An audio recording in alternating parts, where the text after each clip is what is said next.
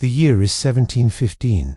The golden halls of Versailles are silent, not with peace, but with dread. Somewhere in the sprawling palace, the most powerful man in Europe is rotting alive. Louis XIV, the Sun King, the man who ruled France for over 7 decades, whose word could change the fate of nations, now lies trapped in a bedchamber that smells of decay. Physicians crowd around, their faces pale, their eyes betraying the truth. They dare not speak. All the gold, all the armies, all the power in the world cannot save him. What happened to the man who made France the envy of Europe? Why did the king who bathed in luxury meet such a gruesome, humiliating end? And what secrets were hidden behind the glittering façade of Versailles? Tonight, we strip away the myth, the marble, and the gold, to uncover the gruesome truth behind the death of Louis XIV. Power couldn't save him. And believe me, once you hear the real story, you'll never look at history's greatest kings the same way again. If you're drawn to the dark corners of history, to the shadows where truth hides behind beauty, then you've found your place. Subscribe now to Historical Darkness and step with me into the past, where glory and horror walk hand in hand. It is September 1715. The grand Palace of Versailles, once the glittering heart of Europe, lies suffocated under the heavy heat of late summer.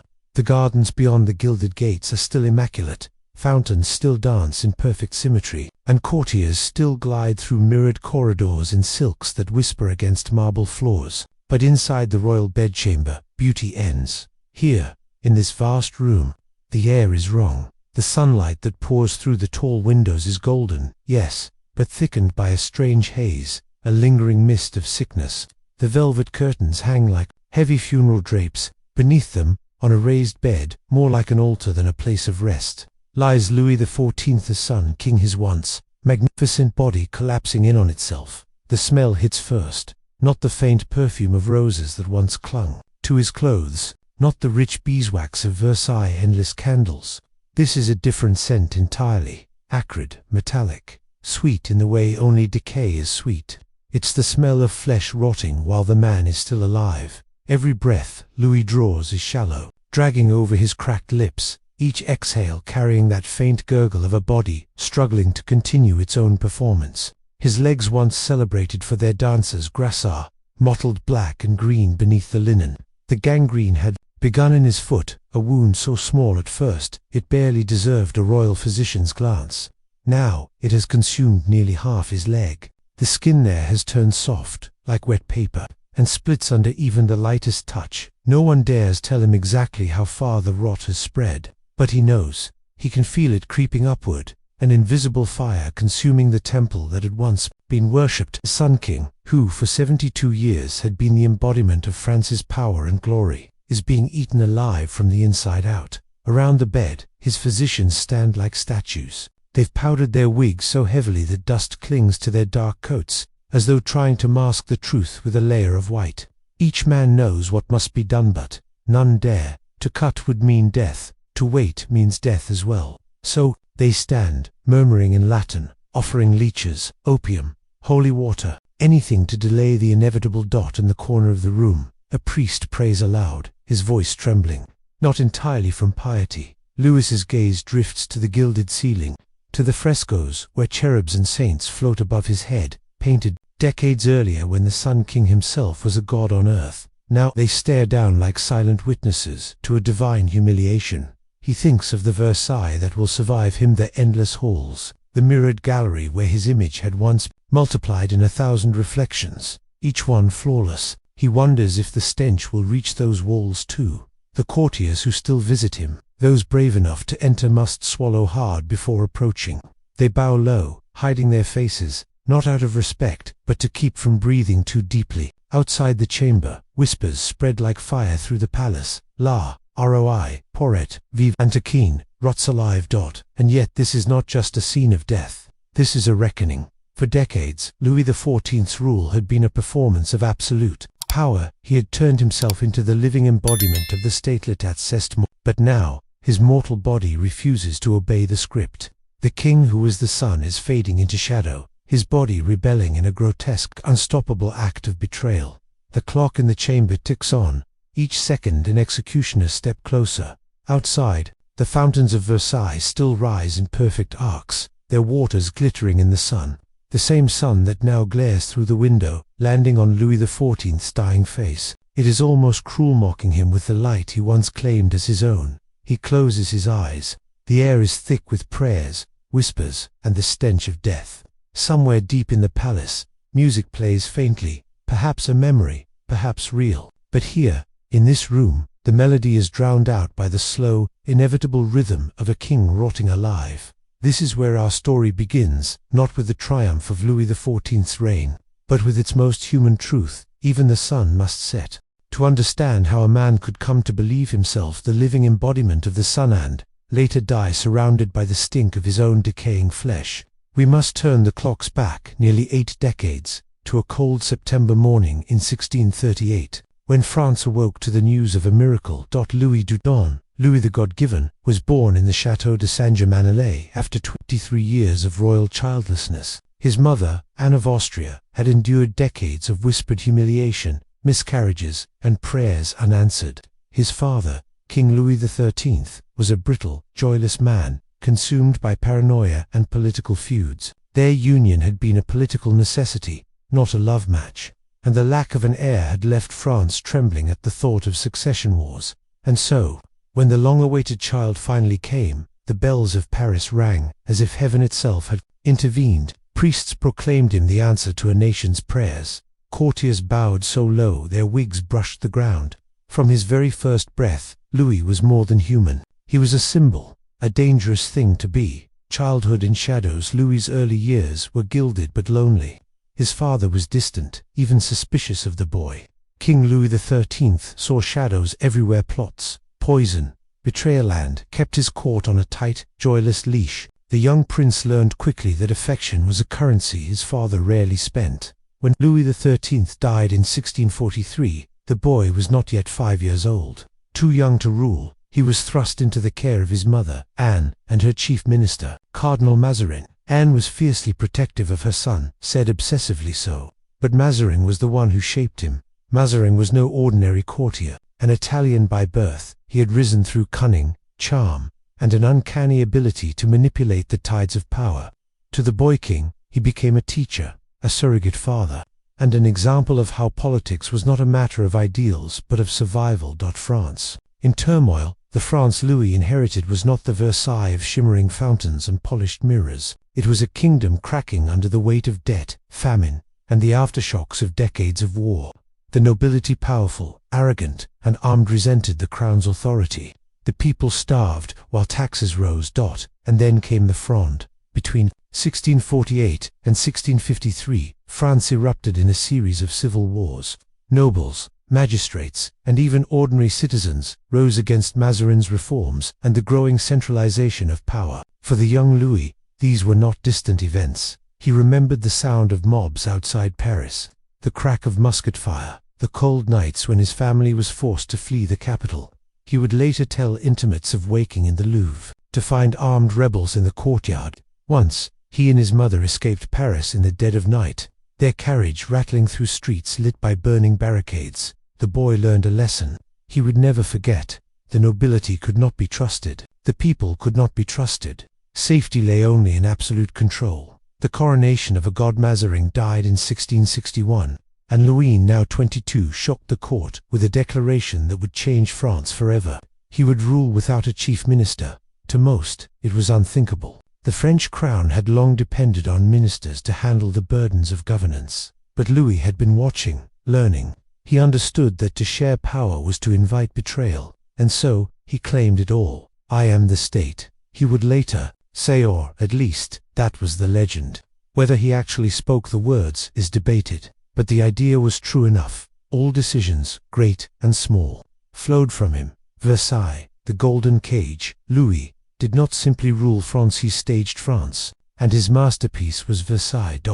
At first, the site was nothing more than a modest hunting lodge his father had used, but Louis saw its potential. Over decades, he transformed it into the most extravagant palace in Europe. 700 rooms, 1,200 fireplaces, gardens stretching for miles, fountains that seemed to defy gravity itself. But Versailles was more than a display. Of wealth it was a trap.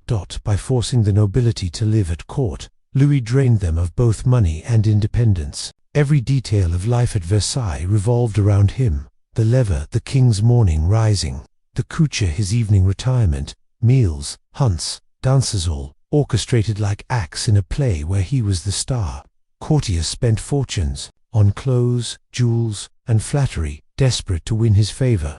While they danced, they forgot to plot. It worked. For decades, Louis kept his enemies close, dazzled, and dependent. But in this glittering theater of power, another seed was quietly being sown, the seed of decay. The mask of immortality. Louis cultivated his image with religious devotion. He danced in court ballets as Apollo, the sun god, his golden costume radiating light across the stage. He wore towering wigs to mask his thinning hair, red heels to emphasize his height, and layers of perfume to cover the less pleasant realities of life in a palace without proper sanitation. In portraits, he appeared ageless, flawless, a body beyond time. But the truth was far different. The king suffered from abscesses, fevers, and digestive troubles. He endured excruciating dental surgeries that left him unable to chew, forcing him to swallow food in large, painful gulps. His court physicians prescribed bloodletting, enemas, and mercury treatments, remedies that did more harm than good. Still, Louis maintained the performance. He believed that to show weakness was to invite rebellion, and so he smiled through pain, danced through exhaustion, and wore the mask of a man untouched by age. But masks cannot be worn forever. As we leave this chapter of the story, Versailles is at its zenith. The Sun King stands at the height of his power, beloved by some, feared by many, envied by all. The fountains leap in perfect arcs, the mirrors blaze with candlelight, and the air is thick with the scent of powdered wigs and imported spices. Yet beneath the marble floors, the foundations are beginning to crack. The very system Louis built to protect himself will, in time, isolate him from the truth, from compassion, and from the warnings that might have saved his life. The sun is rising still, but every sunrise carries within it the promise of a sunset. By the time Louis XIV entered his third decade as king, France was no longer simply ruled, it was choreographed. Every gesture, every edict, every whisper in the gilded halls of Versailles had been shaped by a single idea, that the king was not merely a man, but the appointed shadow of God himself upon the earth. This belief, the divine right of kings, was not new, but Louis took it further than any monarch before him. He did not just reign in the name of God, he reigned as God's chosen embodiment. In the eyes of his subjects, to oppose him was not merely treason, it was blasphemy. The altar and the throne in the daily theatre of Versailles, the line between religion and politics was deliberately blurred. Every morning, Louis's levered a ceremonial rising, folded like a sacred rite. Courtiers waited in stages, entering in carefully ranked order to watch the king wash his face, don his shirt, and receive his wig. It was as much a liturgy as any mass, each movement practiced until it seemed eternal. He attended church publicly and often, his figure framed in sunlight pouring through cathedral windows, the gold threads of his garments shimmering like holy vestments. Painters captured him not as a mortal ruler, but as a figure in the same visual language used for saints' rays of light behind his head. His stance heroic, his expression serene, and he encouraged it.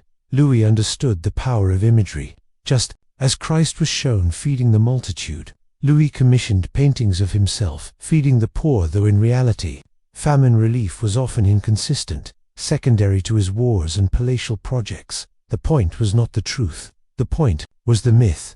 The church as a weapon. Louis's relationship with the Catholic Church was both pious and pragmatic. Publicly, he was its staunch defender, the eldest son of the church. Privately, he bent it to his will. When Pope Innocent XI tried to limit his authority over the French clergy, Louis retaliated by asserting the Gallican Liberties claim that French kings held supreme authority over the church in France. Bishops owed loyalty first to him, then to Rome. The pulpit became a political tool. Priests preached obedience to the crown as a holy duty. Rebellion was framed as sin. Louis also made war in the name of God, most infamously when he revoked the Edict of Nantes in 1685, for nearly a century. That edict had granted limited tolerance to the Huguenots, France's Protestants, but Louis saw their very existence as a stain on the Catholic unity he desired. In a single stroke, he outlawed Protestant worship, destroyed their churches, and forced hundreds of thousands to flee the country. It was an act that pleased the church, but crippled the economy, sending merchants, craftsmen, and soldiers into exile. Louis called it a triumph of faith. History would remember it as a self-inflicted wound. The machinery of control religion was only one pillar of Louis's absolute power. The other was a relentless campaign of propaganda.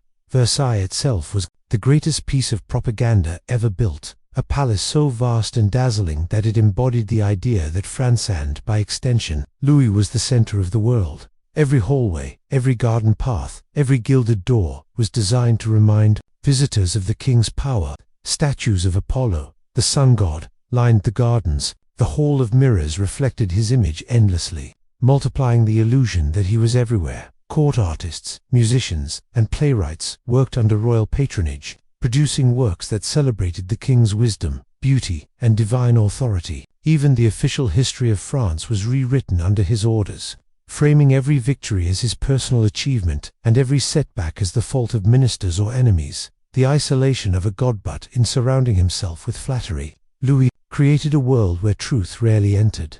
Courtiers learned quickly that bad news was dangerous. To tell the king something he did not want to hear was to risk disgrace or exile. Ministers massaged statistics, generals exaggerated victories, and physicians downplayed symptoms. In this insulated world, Louis was not simply a king, he was the sun around which every planet revolved. And like the sun, he could not see the shadows he cast.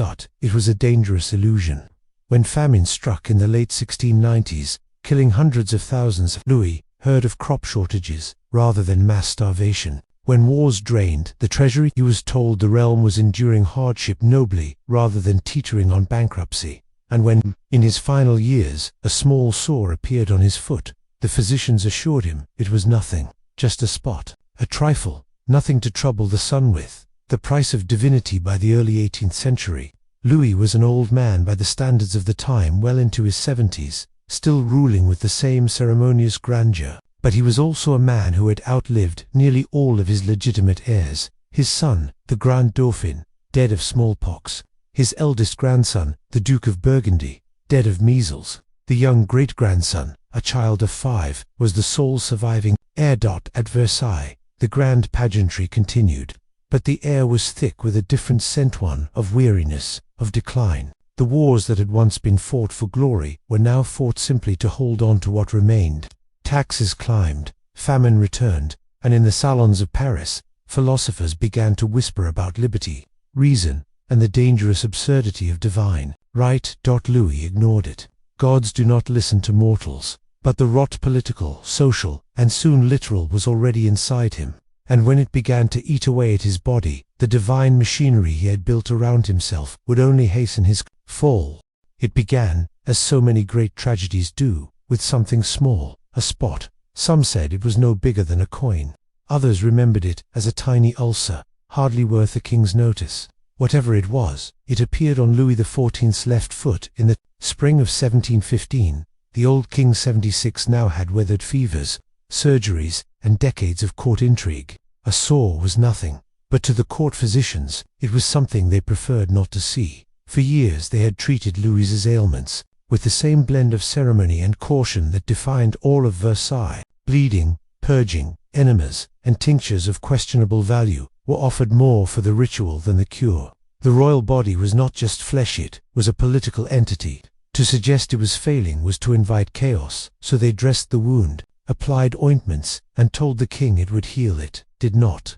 The gathering of shadows by summer, the sore had deepened. The skin around it turned dark, the veins a sickly blue. Louis began to limp, a sight that unsettled the court. The Sun King's walk, once a dancer's glide, was slowing. His hunts, the grand spectacles of his youth, were shortened or abandoned. Entirely, privately, the physicians whispered the word gangrene. In 18th century medicine, gangrene was a death sentence. The only chance was amputation. But to cut off a king's leg was unthinkable. The operation itself might kill him, and if it didn't, the image of a maimed monarch would shatter the carefully crafted illusion of divine perfection. And so, they waited. The rot spread upward. The skin softened, turning almost liquid beneath. the bandages, a sweet, sickly smell began to drift from the wound, noticeable even to those who stood at a respectful distance during the lever. Versailles holds its breath. A court at Versailles had always been a place of watching. The king eat, dress, dance, pray. Now it watched for signs of his decline. There were rules for everything, even dying. No one could speak of death in the royal presence. The courtiers bowed as low as ever, murmured compliments, presented petitions, but their eyes darted to his leg, to the tightness of his jaw when he shifted in his chair. Servants moved through the halls with lowered voices, carrying basins of foul water from the royal chamber. Rumors began to creep beyond the palace gates. In Paris, pamphlets whispered that the Sun King was wasting away. In the coffee houses, people told each other, "La roi pourrit vivant." The king rots alive. Faith and fear. Louis himself faced his decline with a peculiar blend of piety and stubbornness. He confessed often, took communion daily, and ordered more religious processions through Versailles. At the same time, he refused to admit his condition was fatal. He still dined in public when he could, swallowing food in painful gulps, thanks to his ruined teeth. He still received ambassadors, though the stench in the chambers sometimes forced them to hold perfumed handkerchiefs discreetly to their faces. His confessor urged him to prepare his soul. Louis replied with the quiet dignity of a man who had spent his entire life performing. "I have lived among you as a king. I will die among you as a king." The final weeks. By late August, the gangrene had consumed nearly the entire leg. Black streaks appeared along his thigh. The smell had grown unbearable. Physicians tried every remedy they knew: mercury ointments, poultices of herbs, even wine-soaked dressings, but the decay was faster than their hands. The king's pain was constant now, his sleep broken by fevers and sweats. Sometimes he murmured in half-dreams about his wars, his gardens, his lost heirs. Once, he is said to have whispered, "Why do you weep? Did you think I was immortal?" Versailles became a theater of slow-motion mourning. Courtiers who had once clawed for favor now began to position themselves for the reign to come, currying favor with the child heir and his regent to-be. Old alliances shifted in shadowed corridors, and yet the performance continued. On September 1st, 1715, the Sun King awoke for the last time. The court assembled for his lever, though they could no longer hide their grief or their relief. He blessed his great-grandson, offered words of counsel for the future, and finally, with the quiet dignity of a man who had ruled longer than most men lived, he closed his eyes. The longest reign in European history was over. The aftermath of the son Louis XIV left behind a France exhausted by war, crushed by debt, and restless for change. The palace he had built as a monument to his glory would, in less than a century, become a symbol of everything the revolutionaries sought to destroy. But more than that, he left behind an image of God who had rotted like any man. The myth of the Sun King had died in the same bed where his flesh had blackened and split, and for those who had stood in that final chamber, the smell would haunt them longer than the memory of his splendor. It is the final week of August 1715. The air in Versailles is heavy, not with the perfumes and powders that once masked its lack of sanitation, but with the inescapable, cloying smell of death. It seeps through the thick brocade curtains, drifts under the gilt doors, and follows courtiers into the corridors like an unwanted shadow. The Sun King Louis XIV lies in his bed, the center of a room that feels less like a royal chamber and more like a sick room disguised in gold. The canopy above him is embroidered with the symbols of Apollo, but the god it depicts now lies skeletal beneath layers of linen, his skin waxen, his eyes sunken. The black rot has crept far beyond his leg, its poison running silently through his blood. He knows it, the ritual of dying at Versailles. Even death has a schedule. The lever, the ceremonial rising, still takes place each morning, though the motions are slowed, shortened, almost desperate. The king's body is lifted and propped with pillows. His face is powdered. A fresh wig is placed on his head, though it sits awkwardly on the hollowed skull beneath. Courtiers file in, bow, and pretend not to see the damp stains on the sheets where the wound drains through its wrappings. Ministers present documents for the king's signature, his hand trembling as he signs with the elaborate flourish he has used for 72 years. The public dinners, once grand performances with hundreds of onlookers, are now rare. When they happen, the courtiers note how he swallows without chewing, his jaw moving stiffly from the dental surgeries of years past. Sometimes he cannot keep the food down. Still, the sun must shine, even if it is the dim glow of an eclipse. The whispering court Versailles is a hive of whispers. The courtiers are already calculating their futures in the reign of the young Louis XV, a boy of 5, who knows nothing yet of the burdens being prepared for him. The regent in waiting, Philippe II, Duke of Orleans, moves quietly but purposefully, securing alliances. Ministers prepare documents for the transfer of power. Some are genuinely grieved, others are impatient. After 72 years, the Sun King's shadow has grown long and heavy. Many have never known a world without him, and yet they are eager to see how France will breathe without the weight of his absolute will. Servants share their own tales, the smell, the groans in the night, the strange murmurings he speaks to, ghosts no one else can see, conversations with the dead. In these last days, Louis speaks often of those who are gone. He asks for the Grand Dauphin, forgetting that his son has been dead for more than a decade. He murmurs to the Duke of Burgundy, the grandson who had once seemed destined to be a great king before illness took him in his prime. He even calls for his wife, Maria Theresa of Spain, dead nearly 50 years, whose presence in his life had been more political than tender. And sometimes, he simply stares at the frescoes on the ceiling, lips moving silently, as though speaking to the painted cherubs. Those closest to him believe the pain and fever are pulling him between worlds, one foot in the palace, the other in eternity. The final council on August 26th, his confessor, Père Letellier, urges him to think of his soul. Louis nods slowly. He has been preparing for this in his own way. That day, he calls for his great-grandson, the boy who will be king. The child is brought to the bedside, bewildered by the sight of the withered figure before him.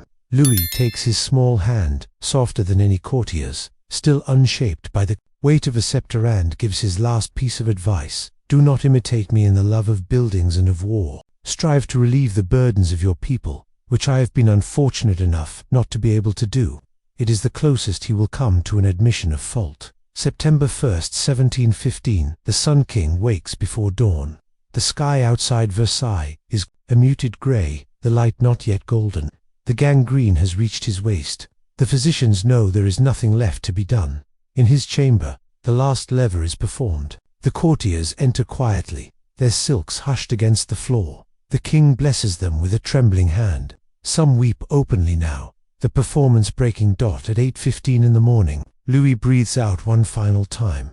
The man who had ruled longer than any monarch in European history lies still. The room holds its breath.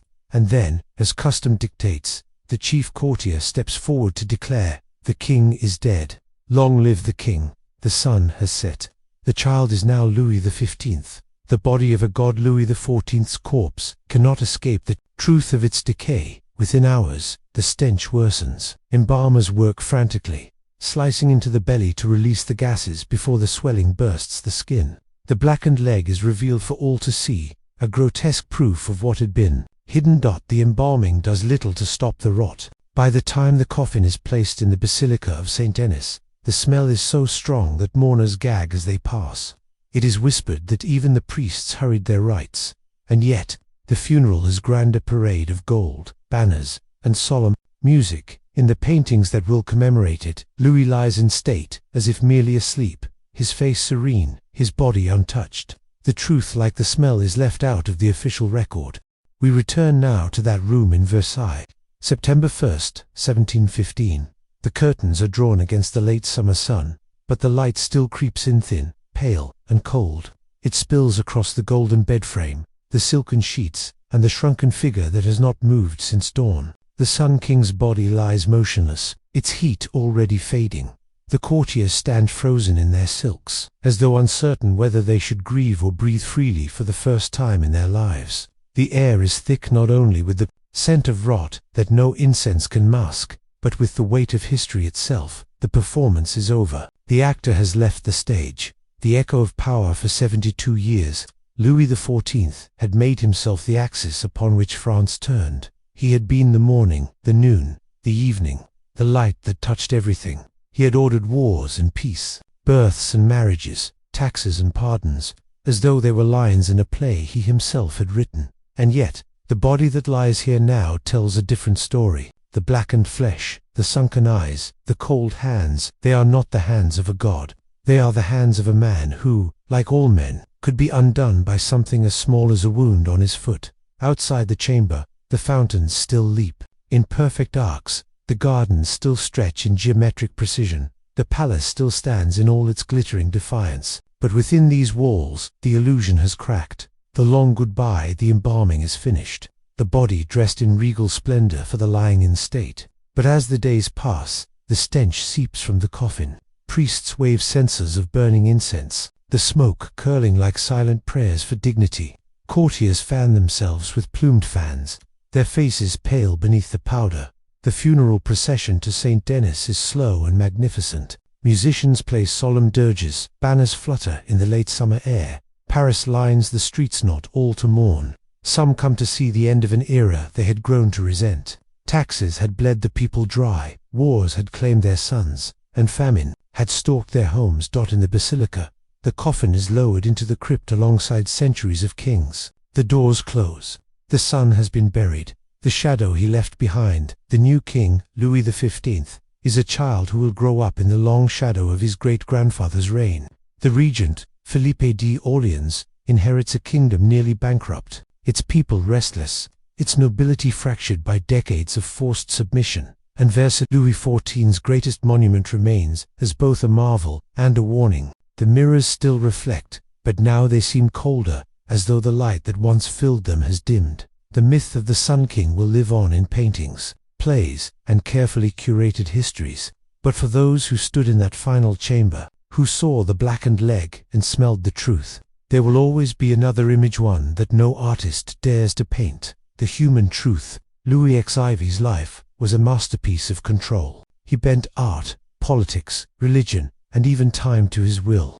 But death is the great equalizer. It makes no deals. It does not bow to the divine right of kings. In the end, Louis was not undone by armies, revolutions, or assassins. He was undone by his own body, by the quiet, unremarkable corruption of flesh that comes for us all. It is tempting to see this as humiliation, as the universe mocking his grandeur. But there is another truth hidden in it, one perhaps more humbling still. Louis XIV's end was not unique.